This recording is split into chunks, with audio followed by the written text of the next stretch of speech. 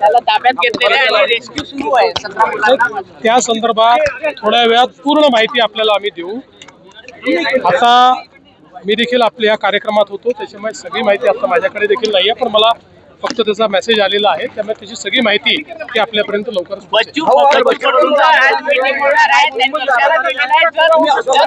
कर्जमाफीची तारीख दिली नाही तर रेल रोको आंदोलन होईल नागपूरमध्ये. असं आहे की आमची चर्चा आहे संध्याकाळी 7 वाजता. मी आणि दोन्ही उपमुख्यमंत्री आणि आमचे मंत्री हे आम्ही सगळे त्या ठिकाणी त्यांच्या शिष्टमंडळासोबत चर्चा करणार आहोत आणि चर्चेतनं मार्ग निघत असतात. मी त्यांनाही सांगितलेलं आहे की कोणीच आडमुठी भूमिका घेऊ नये. आपल्याला सगळ्यांना शेतकऱ्यांचं हित बघायचं आहे. आम्ही शेतकऱ्यांच्या हिताच्या बाजूनीच आहोत, त्यामुळे त्यातनं जो काही चांगल्यातला चांगला मार्ग काढता येईल तो काढण्याचा प्रयत्न हा या बैठकीत आम्ही करू. सर, एमसीआयच्या निवडणुकीत आपण शरद पवारांसोबत युती केली आहे.